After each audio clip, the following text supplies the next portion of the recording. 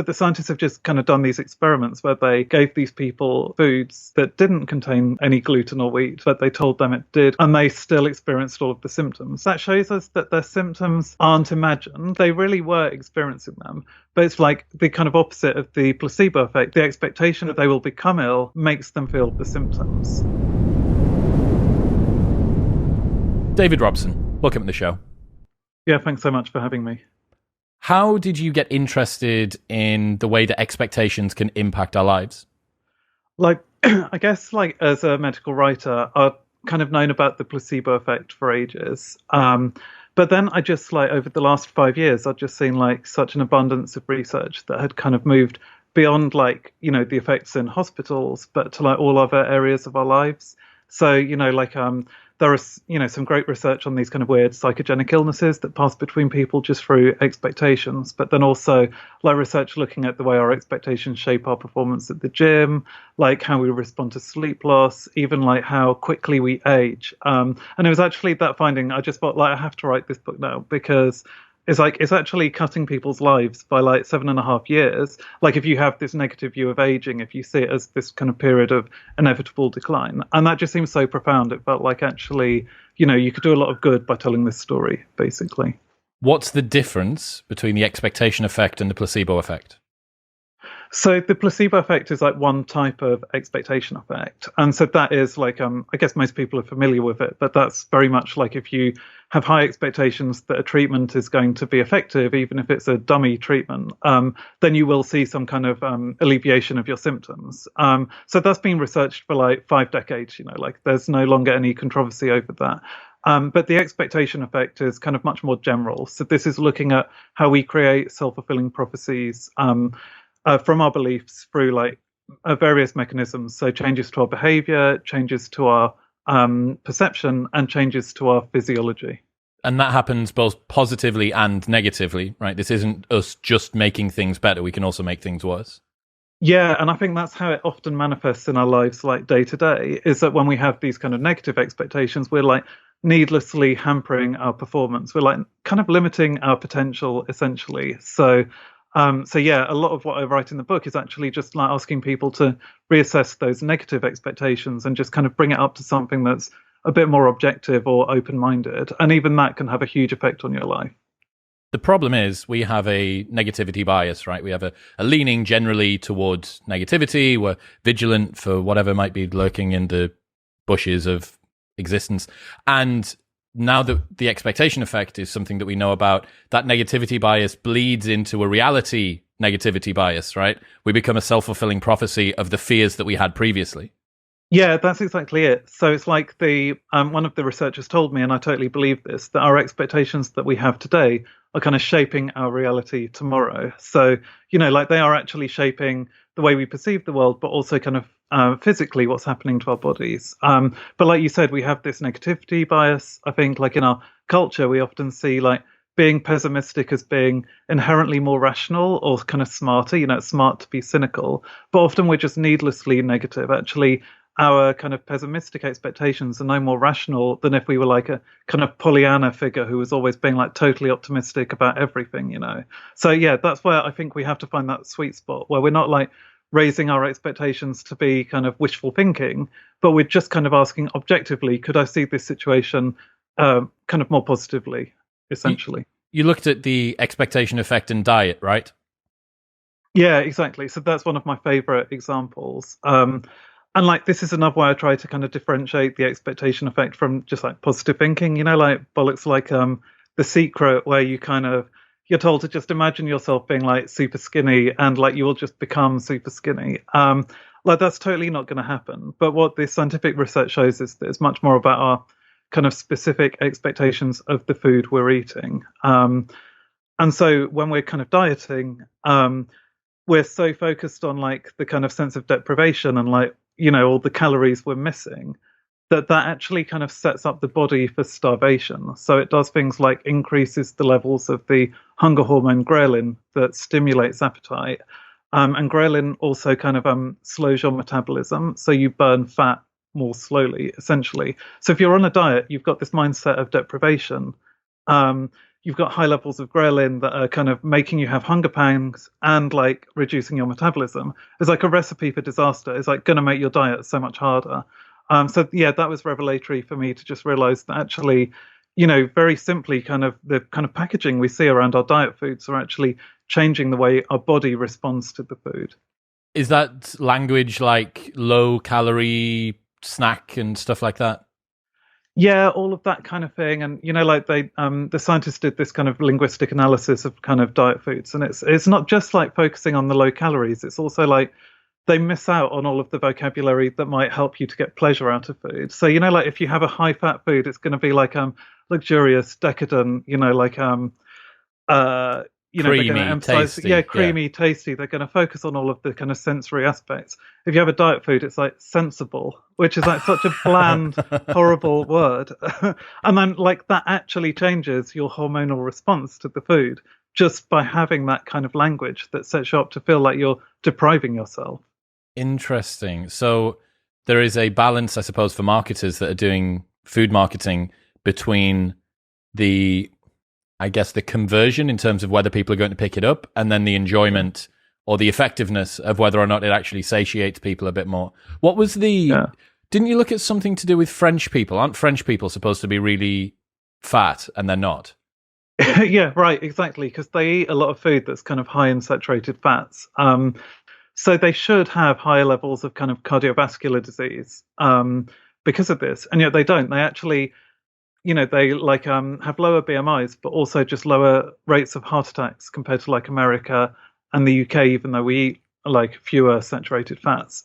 So that's kind of this mystery. But then you look at the French kind of whole attitude to eating, and they just don't feel this kind of guilt around what they eat that we have in the UK or US. So it's like there was this survey that asked, it was like word association and like what do you associate with cream cake? And in France, it was like celebration, and in the UK, it was guilt. Regret, yeah. Yeah, exactly. And so the idea here is that actually, if you're feeling like totally stressed about the food you're eating all the time, and you're missing out on all of that pleasure, that's like a major source of stress. And we know that stress itself can kind of contribute to ill health. So like, day to day, you're not going to notice the difference, but over a lifetime, it can help to explain the differences between those cultures in terms of the kind of illnesses that they experience. What was that thing that you looked at to do with gluten and gluten intolerances? Yeah, I mean, this maybe is a bit controversial. So there are some people that definitely have a gluten intolerance. Like, there's just no question about that. It's like their body is responding to it. It's got a true allergic reaction. So I'm not questioning that. But like, I think recently we've seen a lot of media coverage where people don't have like a celiac disease, but they're just kind of gluten sensitive or wheat sensitive. So, about 30% of people now report that. And it's, that has kind of increased from a couple of percent to 30% in like 10 years. It would be crazy if like our bodies are changing that quickly. And then so the scientists have just kind of done these experiments where they gave these people these foods that didn't contain any gluten or wheat, but they told them it did contain the gluten and wheat. And they still experienced all of the symptoms. So they were still having like the bloating or the diarrhea, like all of this stuff. So like that shows us that their symptoms aren't imagined. Like they really were experiencing them, but it's through an expectation effect. It's like the kind of opposite of the placebo effect. It's like the expectation of that they will become ill makes them feel the symptoms. And that probably can explain the rise. Like essentially all the media coverage about wheat sensitivity is kind of making a lot of people ill. Wow. It's like a psychological contagion in a way. And if you're hearing a lot of news stories about this is how bad gluten is for you, and this is how you're going to react, and this is how you're going to respond, and maybe you've got a friend who's got it as well, and it doesn't surprise me that stuff happened, but it's so hilarious. It's such an interesting intersection, right? Because people don't have a gluten intolerance, or they might not have as severe of a gluten intolerance as their body is responding to. Yeah. However, they are suffering with the effects of a gluten intolerance. So it is not quite the same as a placebo effect, right? It's in some sort of no man's land in between the two. They don't have the problem, but they do have the impact, but they don't have it for the reason that they thought that they did.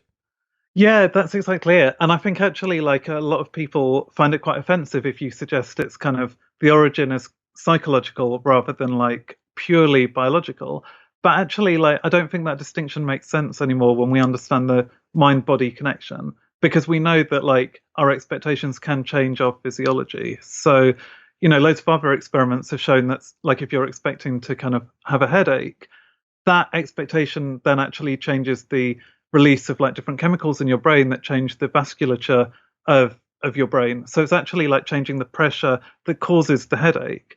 So if you take a kind of tablet and you expect to have a headache, like it's not the biological action that's going to give you that headache, but you're still going to feel the pain, and it's still actually caused a change, within the brain itself. It's like the words are biologically active rather than the pill you're taking, essentially. And we're saying exactly the same thing with the wheat intolerance. It's like the expectation is biologically active. It's not the food that you're eating that's actually causing that problem. I think the reason, and I could totally imagine if I had some illness or allergy of some kind that I've been dealing with for a long time, and then somebody comes in and says, well, this is potentially contributed to or worsened by your psychology, that makes you feel culpable.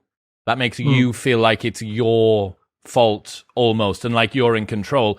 The reason that people like the idea of medicalizing, or at least it makes them feel more secure, is that by giving something a term, by branding it as something, it kind of makes it feel more realistic, more real, more medicalized, more scientific, and probably a little bit more like it's not their fault.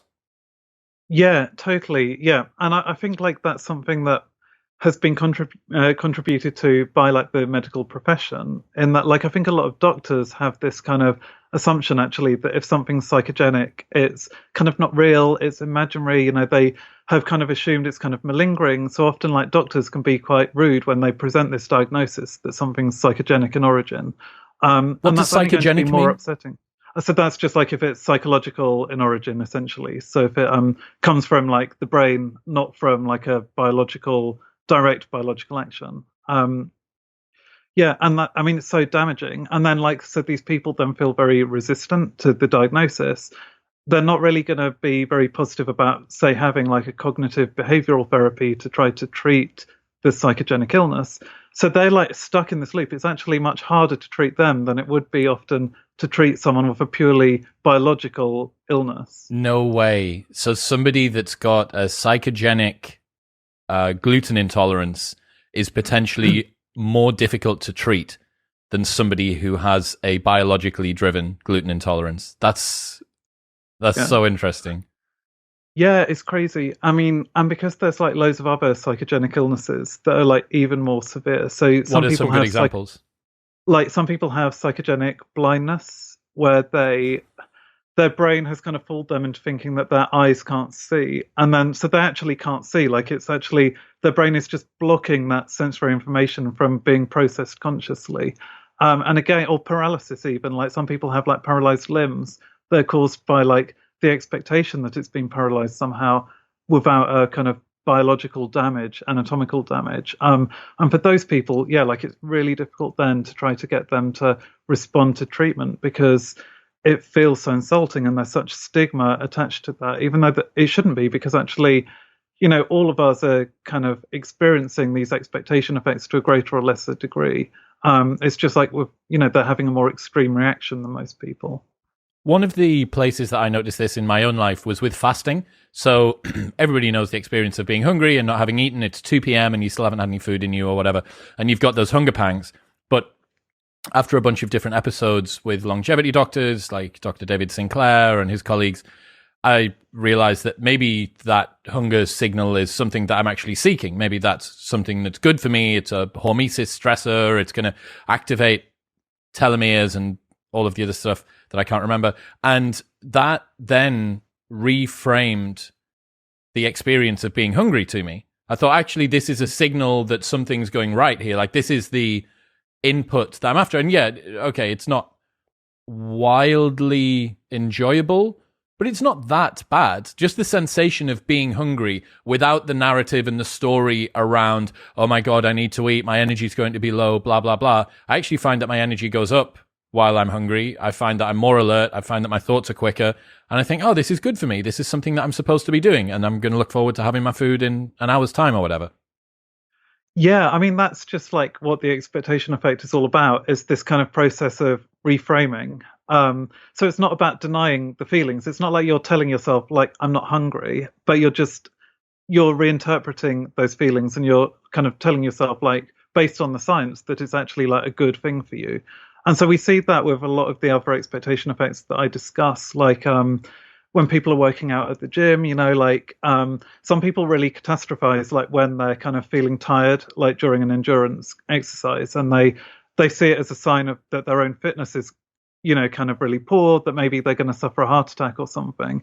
And what you want to do is just kind of change that interpretation and be like, actually, like, no pain, no gain. Like if I'm feeling uncomfortable, that's when I'm doing my body like the most good. And you can see that when people do interpret that, like it changes a bunch of things in the body, but especially like it kind of helps to encourage the release of the endogenous opioids that we have in the brain. So like the endorphins essentially that give you that runner's high. Like when you reinterpret your feelings during a workout and realize that actually like the feeling of pain can almost be like a reward, you get those like the release of those endorphins. It makes you feel good and it makes you want to come back to the gym afterwards. So it's quite powerful. What are some of the examples of this being used in sports?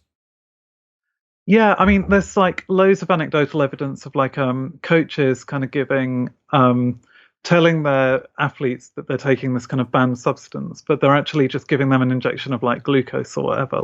Like, but because the athletes kind of believe they've taken this performance enhancer, they do, like they have much greater strength or endurance. So, it's being used kind of, I think that's ethically dubious, like misleading the athletes and like getting them to feel that they're taking a banned substance is like, definitely like some questions and alarm bells there. But I think more generally, like there's a lot of research just showing that a lot of the sports supplements that we take, like the legal ones, are also kind of benefiting from a placebo effect. So things like caffeine that we might take as a muscle stimulant, actually the research shows that if you give people decaf, but tell them that it's like high intensity caffeine, they like get a lot stronger. And if you give them like proper like high dose of caffeine and tell them that it's decaf, they actually get weaker because of that. You're so kidding. It's like, yeah, it's crazy. So actually most of the benefits from that supplement is coming from our expectations, not from the chemical effects. Hit the bed. So another implication here for marketers and general branding is the story that you tell people around the things that they're taking largely determine their experiences of it. And I'm in Austin at the moment, and there is a strong psychedelic community here. And do you know Hamilton Morris, Hamilton's pharmacopoeia guy who used to work for Vice? Yeah, I do. He's a long, stringy kind of chemist guy that goes and takes drugs all over the world. I was talking to him about Bufo alvarius, which was the psychedelic toad, and people used to they rub it on a piece of glass and then they scrape it off and then they smoke the toad venom. And he is adamant that you're able to recreate that chemically one-to-one. Like, it is the same molecular structure, and yet people still went about using the toad.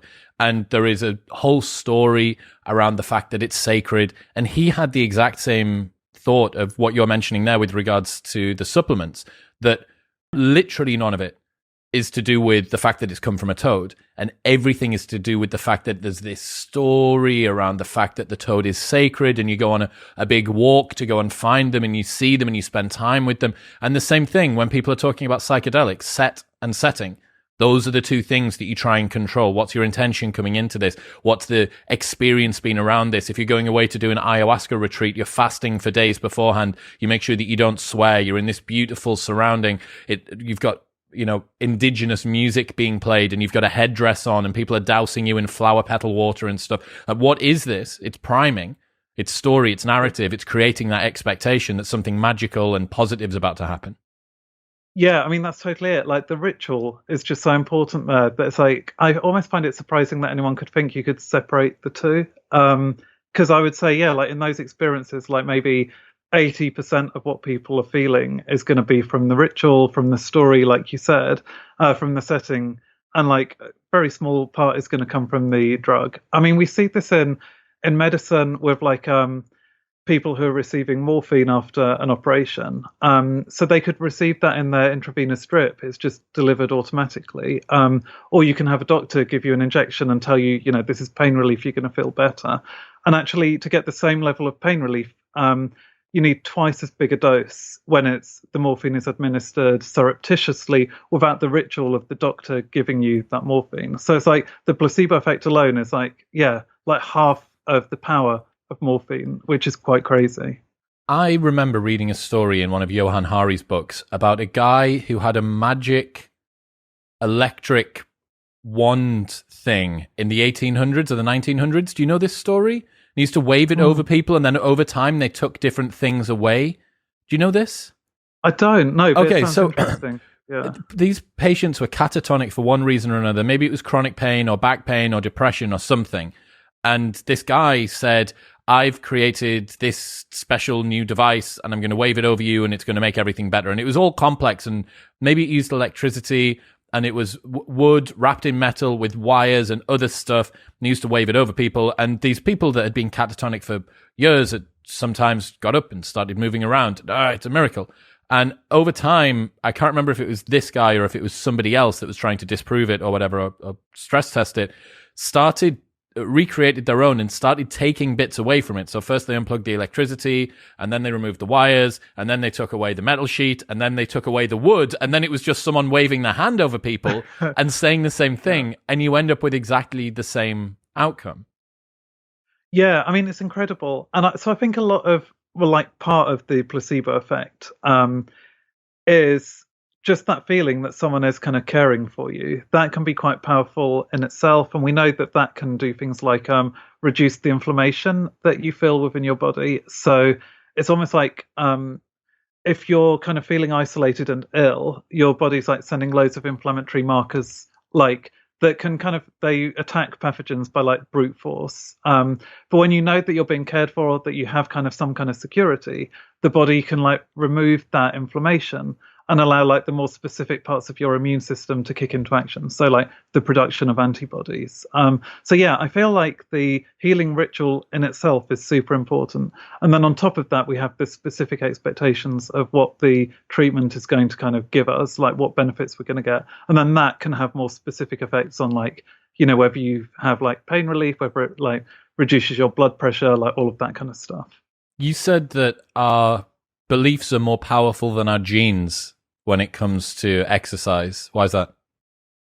Yeah, I mean, so there's this experiment. It was just like the scientists like asked these people to come into the lab. They gave them a genetic test.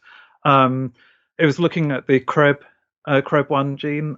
So that's just we know that is involved in like loads of things to do with like endurance exercise. So kind of how efficiently your lungs kind of can exchange the carbon dioxide for oxygen, your like body temperature as you exercise. If you have like the bad variant, you just start to feel like hotter and more uncomfortable, like, and a bit more sweaty as you exercise. So, like it is important, but the scientists gave sham feedback to these participants. So they, regardless of what they actually had, they told some like, you have this amazing variant, you're going to be brilliant. And the others were told like, you're really not cut out for exercise, like don't expect much. So that changed like the endurance on the treadmill. Like it did have an immediate effect on performance, but actually then it changed the physiological measures too. So actually, if you expected to have this like great version of the gene, it actually changed the efficiency of the gas exchange. So that's kind of incredible. Also, things like the efficiency of their movement seem to have been different. But what's even more incredible to me was that actually they then compared the size of the expectation effect to the size of the actual genetic effect. And often the expectations were having more of an effect than the genes itself. So whether you think you're cut out for exercise is probably more important than the kind of genome you were born with. Wild. What did you looked at Michael Phelps for some reason? Yeah. What did you learn from him? So he'd always said like he didn't think like his secret was like in his body, but it was more like in his amazing ability to visualize exercise. So like in addition to doing all of the physical training, he would like imagine every race in like minute detail, like all of the turns, like every twist of his body, he would plan out. And then he said it was like his visualization was so good that when he actually got into the pool, it was almost as if he'd done like an extra kind of training practice. And then, so that's like really intriguing, but it's kind of anecdotal. But then actually, this scientific research shows that visualizing exercise can be really powerful on its own. So there's like this study. They just got people to kind of imagine like lifting heavy objects every day for 6 weeks. They weren't actually doing any weightlifting; they were just imagining it. And then, like compared to the beginning of that period, they were like 10% stronger compared to participants who hadn't done any kind of imaginary lifting at all, and they were actually a bit weaker. It sounds incredible, and like I think it's important to emphasize here that like the scientists aren't claiming that it was actually building the muscles themselves, like they didn't have more kind of muscle mass, but what the brain was doing was kind of recalibrating what it thought the muscles could achieve, and then that was causing it to recruit more muscle fibers. So when we exercise, actually, even if we're like really exerting ourselves, we only recruit about 50% of our muscle fibers. That's to kind of stop us from exhausting ourselves and giving us like more energy reserves if we need it later. Probably when they were doing this visualization exercise, it was just persuading the brain to maybe recruit a few more of those muscle fibers, which then made them like physically stronger, even though they didn't have bigger muscles. A big chunk of what people are doing when they train in the gym is drilling that CNS, right? Getting they're called movement engrams, making sure that you're moving efficiently, that you're doing things right. And I remember hearing about, I ruptured my Achilles a year and a half ago, and my doctor had said to me, look, throughout the process of this, before you can get on to doing calf raises, you can restrict the atrophy that you're going to get in your calf if you imagine yourself doing calf raises. So although it was difficult for me to do, because there's the only thing more boring than doing calf raises is only imagining that you're doing calf raises. But right, yeah. I would do a little working set on the days that I could be bothered, where I would imagine that I was doing that. I have no idea whether or not it had an impact, but at least it seems like, you know, that atrophy of the CNS would have probably been downregulated. Yeah, exactly. I think that's like I mean, like that's really where this kind of technique is so promising, is for rehabilitation. Like, you know, like when people break limbs, like they do experience a lot of like strength loss. And then this research has shown that they can kind of cut the amount of strength that they lose by about 50% if they imagine doing the exercises. So it's like, you know, it is just helping them to, it's like giving them a head start when they do get back to kind of doing their normal workouts. What did you look at to do with sleep?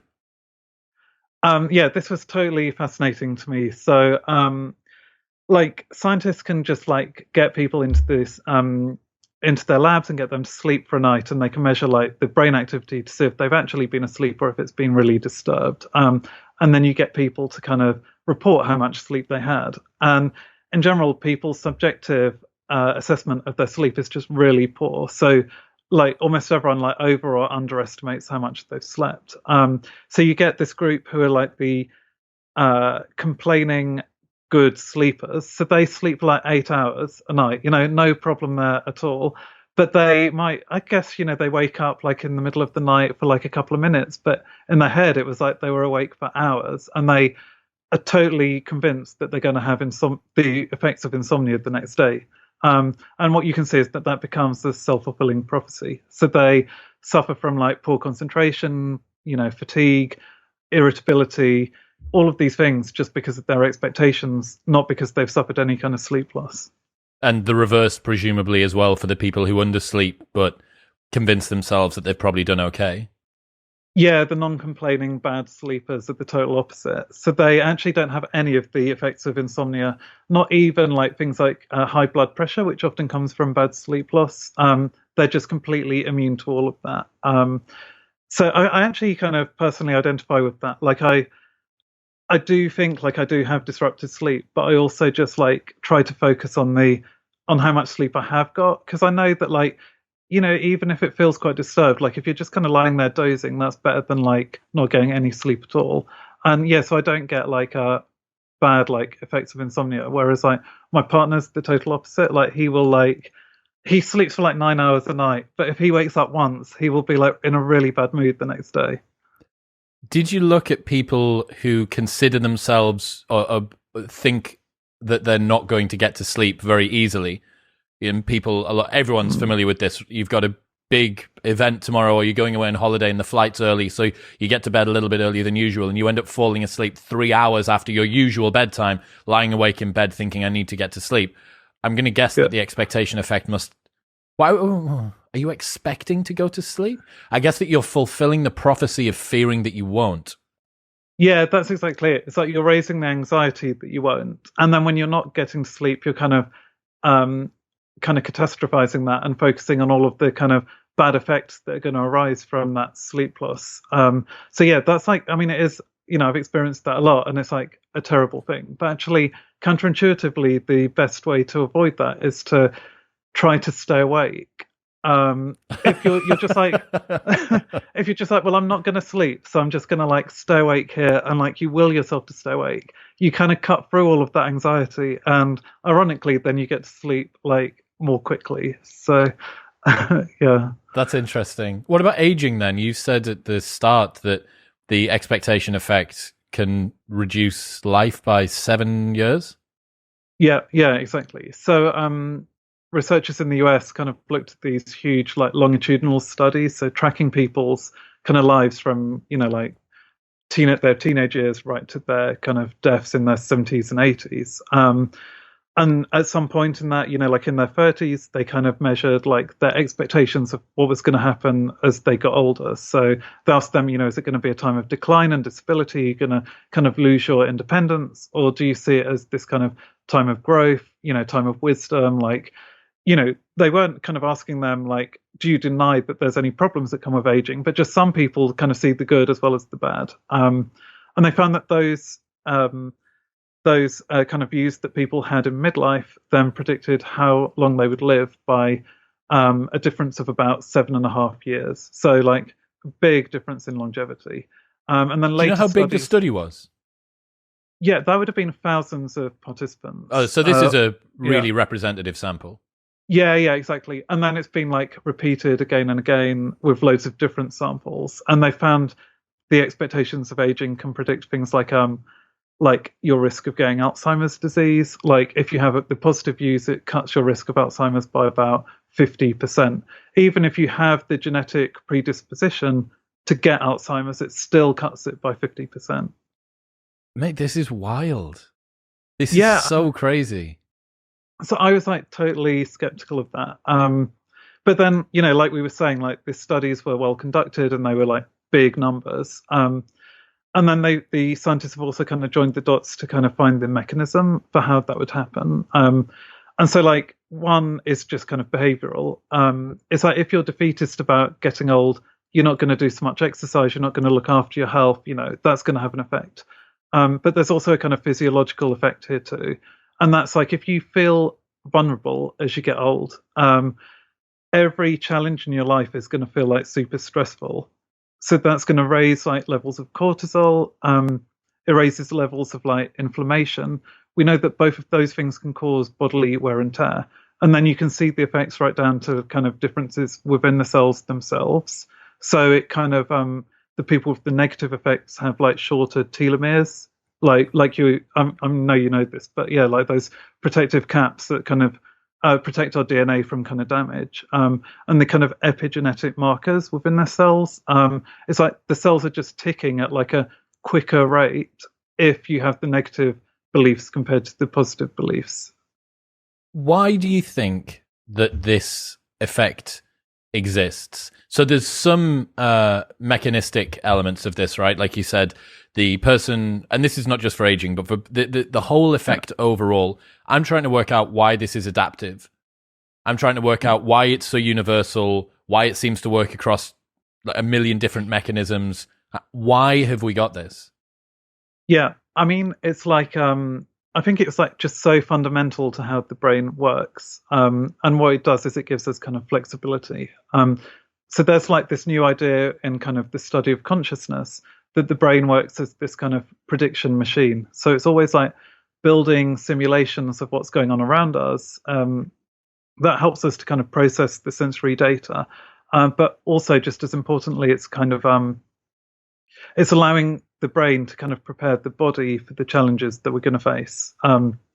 So, just like adjusting the levels of your hormones, like so that if you're going to face like a kind of danger, like you're kind of pumped up and like physically ready to attend to the threat. And, your psychology is going to change as well so that you are kind of more on the ball and like more capable of like focusing on the danger and not kind of thinking about other stuff, like not being too dozy. So it's actually this prediction machine is giving us a lot of flexibility. It's allowing us to respond like second by second to what's going on around us. The thing is, like those predictions, like sometimes it's purely based on things like the context of the situation that you're in, or like how much you've eaten, how much you've slept. Like there's definitely like an objective element to that the body's kind of getting from all of its kind of sensors, like within the body and like on the skin. But also it's just drawing on all of its previous experiences to kind of calibrate those predictions. And that's where like our conscious thinking and like our expectations and our interpretations of the events, like the way we kind of choose to frame them, that's shaping the predictions, and then it's shaping how the body responds as well. What do you see as the difference between creating a positive expectation and being delusional? Yeah, I mean, that's something like I really wanted to get clear in my book, because it's like so much of the positive thinking literature is kind of about being delusional in a way. So it's like, we were talking about like your expectations at the gym. Like if someone is like a real couch potato, like going to the gym and telling themselves that they're like an Olympic athlete, it's only going to lead to disappointment. Like you cannot be that delusional that you're really going to fool yourself. So I think like it's really important to set like realistic expectations. Even if you're improving your expectations, it's like always trying to be kind of honest to yourself and authentic. So like at the gym, like I think like don't tell yourself you're going to be, like a world-class athlete straight away, but like just reinterpret those feelings that you're having at the gym. Like if you're being like overly negative about like the fatigue that you're feeling and you're kind of catastrophizing that and you're telling yourself that there's something like fundamentally wrong with your body, like you just need to reappraise those feelings and actually look at it much more objectively and kind of just tell yourself that actually if you're feeling fatigue, like that is not only normal but it's desirable. It's like you with fasting. It's like you're telling yourself that like I'm hungry, but that is why I'm doing this. Like it's what I'm here for. Yes, yeah, exactly. So I think that's how we want to reframe our feelings, is just to be, and our expectations is just to kind of to be honest and to just like avoid catastrophizing stuff when actually we can just see it in a more positive light. So you've got the proximal zone of development for skill acquisition, and we've got the proximal zone of expectation for the expectation effect. Not too far, not too little, certainly not negative. Yeah, exactly. I love that. Yeah, it definitely has to be a kind of proximal zone. And actually, like if we look at the expectation effect around like stress and anxiety, like it's exactly what you're describing there. In that like our culture has always been like really down on anxiety and seeing it as being like purely kind of detrimental to your performance and debilitating. But actually the science shows us that, those stress responses can be really useful and adaptive. Like, cortisol is kind of sharpening your mind. It's actually helping you to release kind of glucose into your blood. When your heart is pumping, like that can like really hard, that can feel quite uncomfortable. But it's actually like getting all that oxygen around your body into your brain. So it's like preparing you for like a big challenge. And what the scientists like, they kind of told some people like suppress your feelings, like just, tell yourself I'm calm, not anxious. And they told the other people just like, just accept your anxiety, but recognize that it might be having these benefits and that you actually evolved to feel this for a reason. And then they got them to do things like difficult public speaking or like, doing like a tough kind of graduate exam. And they found that actually the kind of honest reappraisal of the feelings, like not suppressing them, but just like reinterpreting what they meant and like just questioning, like, are they actually detrimental or could they be useful? That in itself was enough to improve their performance, on the public speaking, on the exam, kind of making them more creative and like improving their numerical skills, reducing their anxiety. And it also just helped them to kind of recover from the anxiety afterwards. So like if you've had like a stressful event, like sometimes you can just feel exhausted for like the whole day afterwards. Like you're still kind of charged. But for these people, they weren't. They just went back to like the normal life, like their body started like digesting their food properly again, their heart rate returned to normal. And that's really important for like the long-term effects of stress, because if you have like a momentary like feeling of stress but then like recover quickly afterwards, that's not so damaging for your body in the long term. It's the chronic stress that we're seeing that's super, super damaging to people. I have a friend, comedian Bridget Fettersy, and she still gets very, very nervous before she goes on stage. And she's got a little mantra that she says to herself. She says, "I'm not nervous, I'm excited. I'm not nervous, I'm excited. I'm not nervous, I'm excited." And I have another friend, very well-known DJ, who frequently throws up before he goes to do a set, because that's how much he cares, because the nerves are in there. And he's now told me that if he doesn't throw up before a set, he gets concerned. He's more concerned if he doesn't vomit before he goes on than he does, because he's not sure if he's in the zone. Well, I mean, that is extreme, but I totally can identify with that. And it's like you're saying about kind of, I'm not nervous, I'm excited. Like, because what's happening in your body is like so similar. Like, they're actually indistinguishable, like excitement and it's very anxiety. Much the story that you're telling yourself that is determining whether it is nerves or excitement. Yeah, exactly. And I think for most people, it's a kind of combination. Like, you're kind of anxious, but you're also excited. You're feeling both of those things because it's important to you. And it's almost just kind of recognizing that fact that, like, you're doing this for a purpose. Like, most often people aren't forcing you to do this. You're doing it because you're ambitious or because you love to entertain or whatever. And just recognizing that fact that you're kind of feeling these things for a reason, that can be really powerful. What was that study to do with people pretending to be fighter pilots? Yeah, so this was to improve like vision, which is kind of crazy. Yeah, so they took like people with kind of normal vision and some people who are a bit kind of short-sighted, and they just kind of told them to pretend that you're a proper fighter pilot. So they gave them a sight test first of all, and then put them in this, hyper-realistic kind of flight simulation.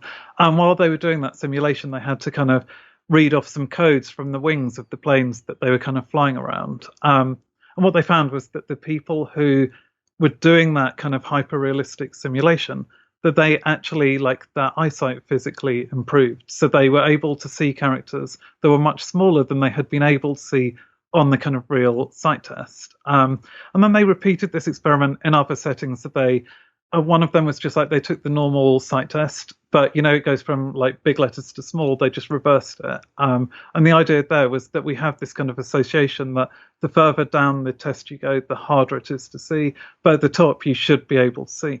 And again, they were able to distinguish characters that they hadn't been able to see before. You looked at Willpower as well, and I'd heard this. I'd seen a story to do with, was it Roy Baumeister that did the original Willpower degradation studies? Yeah. So I remember seeing, how would you say, a prelude to the expectation effect a few years ago when I was reading about the fact that, it's not willpower degradation. What's it called?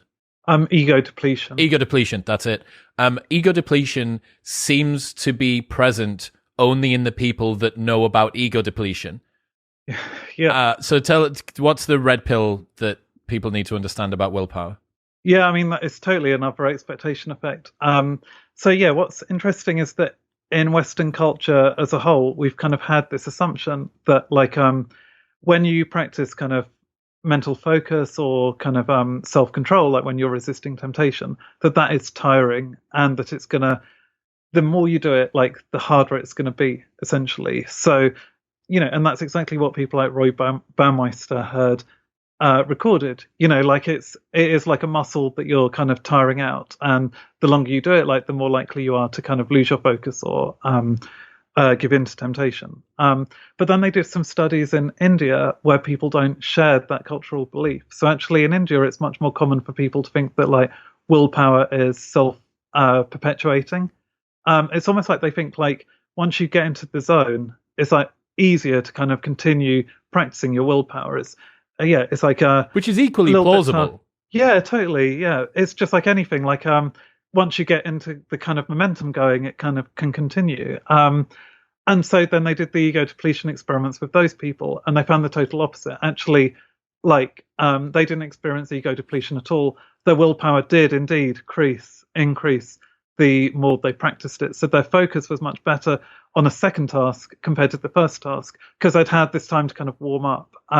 So that was really strong evidence that, yeah, it's totally due to our underlying beliefs about what's going to happen to the brain. It's purely an expectation effect. There's no kind of biological cause for ego depletion.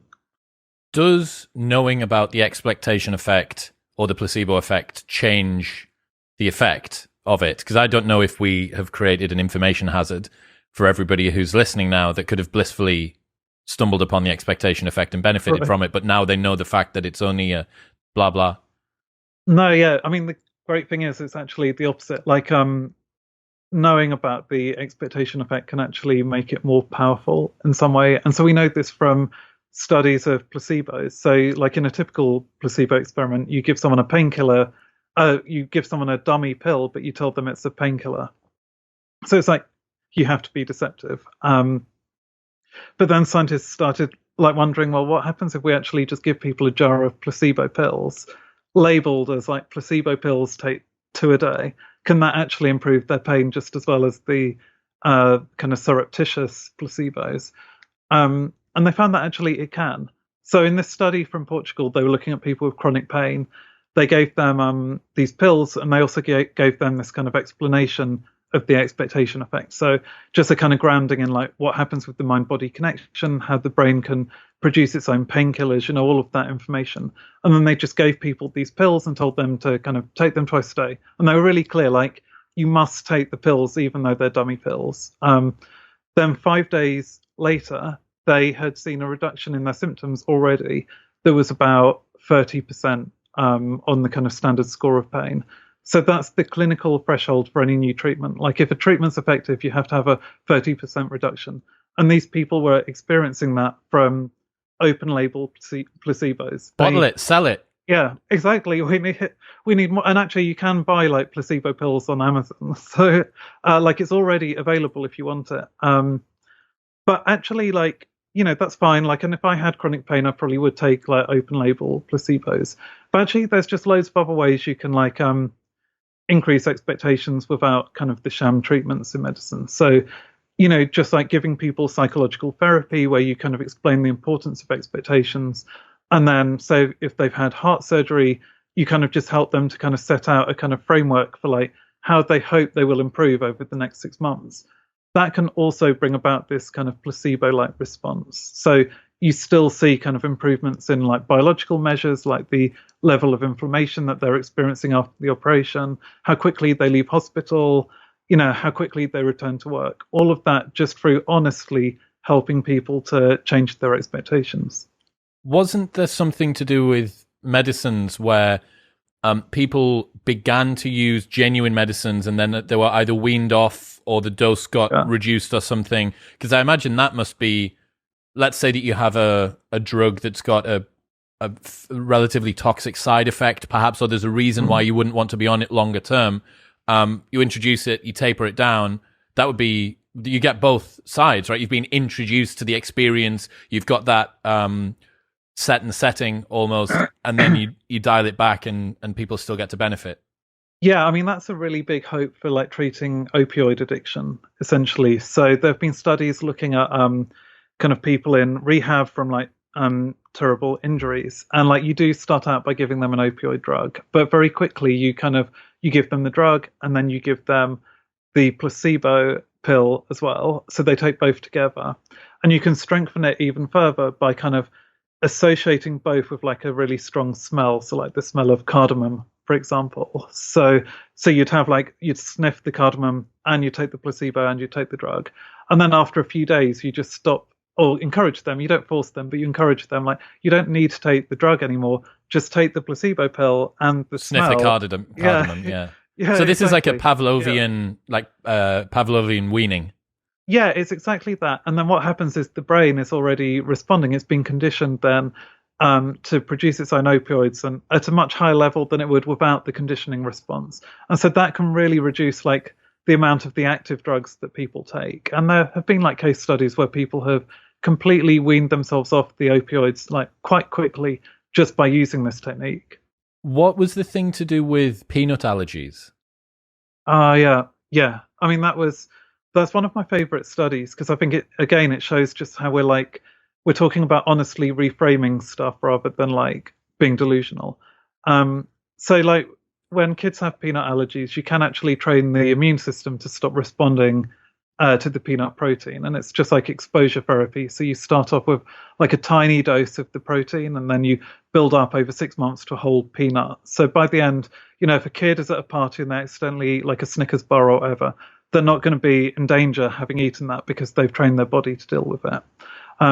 But when the kids do this therapy, it's like really uncomfortable, because the body is starting to have like a mild allergic reaction as they increase the doses. So they get hives, uncomfortable feelings in their mouth, they might feel sick, all of these things that are frightening and kind of seem to be putting them in danger. And the researchers like just tried to get them to reinterpret how they saw that discomfort. So they just said, this is, rather than being dangerous, this is actually a sign that the treatment is being effective. It's like in the same way when you're doing strength training, your muscles are gonna start aching. Like, this is a sign that you're stimulating the immune system and it's kind of learning and responding. So at the end of the trial, those patients had that kind of training and reframing. They just reported fewer side effects overall. So it had reduced their discomfort. But like even more impressively, like it had also changed the efficacy of the treatment. So those kids were actually showing higher levels of this like friendly antibody that can protect them from the like overall like noxious allergic reaction. It kind of just stops the immune system from overreacting. And they had much higher levels than the kids who hadn't learned to reframe the symptoms in that way. Have you considered whether or not this in part accounts for some of the side effects we've seen with the recent vaccine rollout and the fact that people has there ever been as widespread of a medication with as many disputable side effects and then people reporting them and all sorts of stuff? Yeah. I mean, totally, it definitely has had an effect. Like, and like I think on social media, you could see everyone kind of sharing their kind of war stories about having the vaccine and then like being knocked out for a couple of days or, having a bad headache or whatever. So it was very much like contagious, these expectations. So the studies so far showed that actually, these vaccines they definitely stimulate the immune system. So they do cause, like for some people, about 25% of people, they do lead to those kinds of mild side effects. So things like fatigue, maybe having a bit of a fever, having a headache, that's all kind of to be expected for like for 25% of the people having the vaccines. But actually in the trials, you saw that the people receiving the placebo injections were also quite likely to have those side effects too. So about half as many people had those side effects in the placebo trials. So we know from that yeah, like the vaccines themselves were causing some of these like slightly uncomfortable side effects, but the expectations were causing it for a large number of people too. And there was that thing at Gatwick Airport, which I remember from a few years ago, where it was all over the press and the entire airport was shut down and people were saying that there was drones absolutely everywhere. But you reckon that might be an expectation effect as well? Yeah, I mean, that was, so yeah, like in 2018, I think just one person reported a drone. And then like within a couple of days, like hundreds of people said they'd seen them.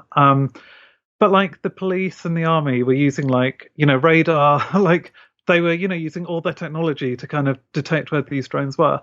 And like they couldn't find a single one. And no one took a photo of a drone that could be verified. That's it. There was no footage. It didn't appear on any radar. It wasn't on any of the equipment. And yet you had this cascade of reports coming in. Yeah, so it just seems like it was, like a contagious expectation effect. And so we know that the expectations can shape perceptions, and that it's like it was priming people to see a drone when like there was nothing in the sky. This would be interesting to look at if there was a similar sort of event happening again. What you would presumably expect in terms of the number of reports would be like a normal distribution curve. So you would have one, a few more, a peak, and then it would begin to tail off. I wonder if you mapped those onto a Yeah. distribution about whether or not it would come back like that. That would be interesting. Yeah, I mean, I think anecdotally, from what the police had reported, it did seem like that with Gatwick, and that you did start out with just one, and then within a couple of hours, there was maybe another person seen it. But then as it kind of got into the media, and was spread around the airport, like, yeah, you saw a rapid increase. And like, there can't have been that many drones around. Like, it would have just been impossible. So, I mean, you can never rule out the possibility that maybe the first report was genuine, but definitely like the airport didn't need to be closed for like 3 days and like disrupt all of those holidays. Like, yeah. One thing that you said earlier is something I've been thinking about a lot recently, which is this sort of culture of generalized cynicism that we've got at the moment. And when you realize you are right, there's something, people think of it as more rational, more cool almost to be cynical and sort of blunt about most things. You see this like in its extreme on the internet. No one is excitable on the internet. Everyone's playing like a Louis Theroux persona. And yeah, when you think about the fact that cynicism and the sort of public messaging that we have, and then the social, like top-down public messaging, and then the bottom-up social messaging that people see, literally could be making people more sick, more fat, less healthy, stupider, with side effects from, it's everything. Cynicism genuinely is kind of like a disease or a virus. Yeah, it totally is. And like, what really annoys me is it's like, if you're being like people think it's like super smart to be skeptical, but actually being reflexively skeptical and just not believing anything good, like, to me, that is like just as bad as being, it's just as stupid. Yeah, exactly, as being totally gullible. It's like you're doing exactly the same thing. It's just you're taking the opposite viewpoint. So yeah, that drives me crazy, and especially like I see it a lot with like like as a science writer, like amongst my colleagues, actually, it's kind of quite fashionable to always be like super skeptical of any new and exciting result. But it's like that's not being like a better journalist or like a more skeptical thinker. That's actually just like kind of virtue signaling almost, or like trying to prove your intelligence without applying your intelligence. The programming is just as simplistic. It's just moving in the opposite direction. You haven't thought about it either. You haven't considered it either.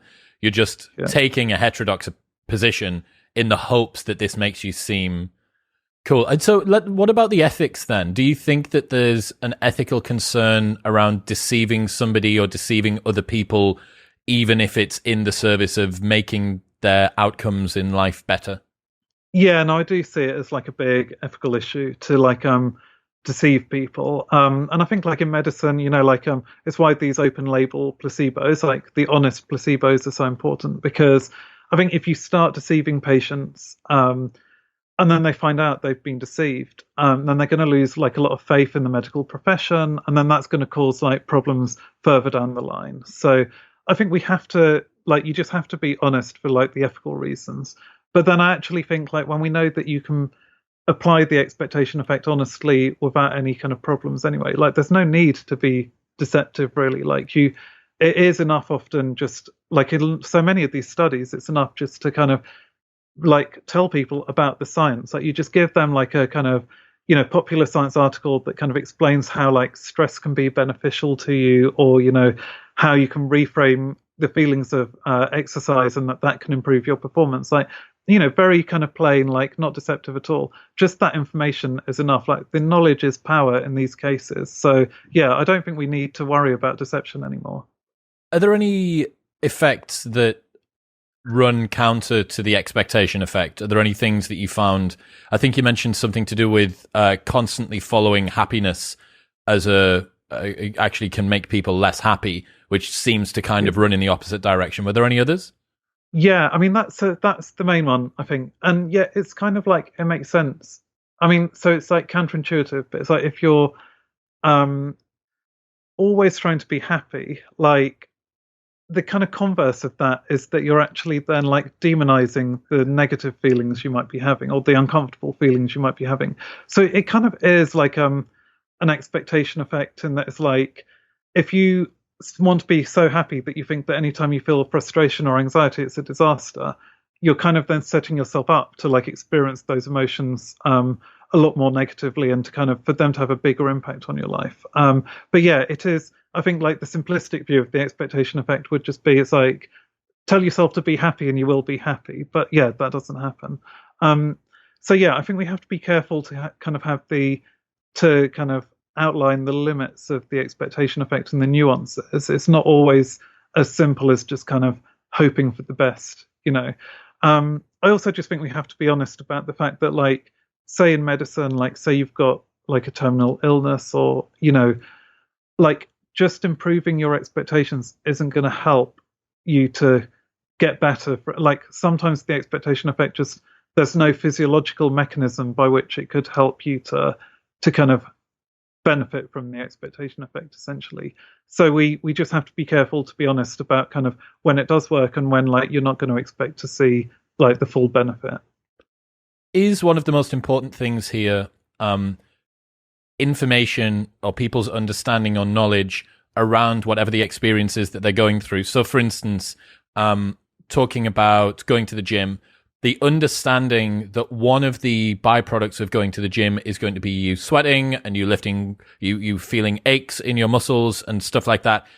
That knowledge enables the reframing, right? My point is there it seems like one of the first steps to becoming effective at the expectation effect is a degree of understanding or knowledge around the specifics of whatever it is that you're trying to get the effect to work on. Is that right? Yeah, it totally is. Yeah, exactly. So it's like, yeah, with like exercise, it helps for you to understand like the exercise physiology there, and to understand why you're feeling these things. Because otherwise, it's really easy for you to be like to catastrophize those feelings if you don't understand the science of kind of why they might be beneficial to you. The same with stress. Like, you feel the discomfort, and if you don't understand like some of the basics of the science of like why we have the cortisol spike at all, then yeah, all you're going to focus on is the negative feelings and not necessarily on why it might be useful. So yeah, I really do think actually it's like just a bit of scientific literacy in all of these areas can go a long way to helping you to reframe your expectations. That's one part of it, right? What I want to try and get out of you is, what are the common strategies if people want to effectively apply the expectation effect, which aren't contingent on specific knowledge about the thing that they're trying to use it on? You know, reframing and all of that stuff. What's the best framework that you've come up with that people can take away? Yeah, I mean, there's definitely some things that I think you can do that, like, whatever challenge you're facing, they're going to help you to form better or more objective expectations. And my favorite one is really this process called like self-distancing. And so it was developed by Ethan Kross at the University of Michigan, kind of independently from the expectation effect. But what he had noticed is that the way you talk to yourself is often really different from the way you would talk to a friend. So you're much more self-critical and much more negative when you talk to yourself compared to if you're advising someone who's in exactly the same position. And so his solution to that is just to imagine that you're advising your friend, like when you're talking to yourself. And you can even use like the third person kind of language. So you can be like, I could be like, you know, it sounds stupid. It sounds like Elmo from Sesame Street or whatever, but it could be like, you know, like David's worried about, I don't know, like getting older. David feels that he's going to be like vulnerable and, you know, suffer from decline, you know, all of that. But the fact is, like, if you were talking to yourself, you might be like, look in the mirror, see some wrinkles and be like, oh God, I look hideous. This is awful. Like, it's only going to get worse.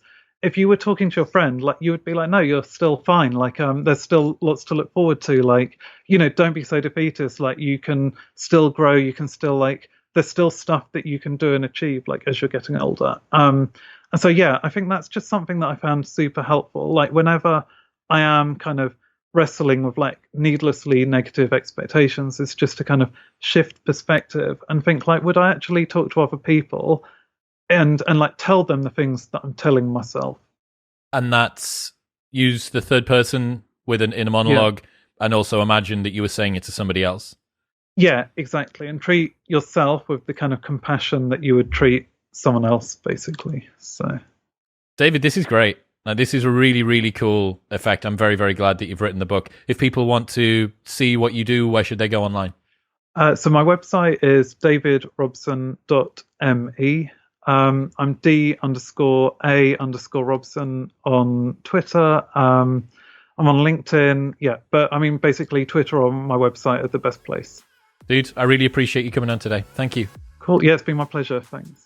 What's happening, people? Thank you very much for tuning in. If you enjoyed that episode, then press here for a selection of the best clips from the podcast over the last few weeks. And don't forget to subscribe. Peace.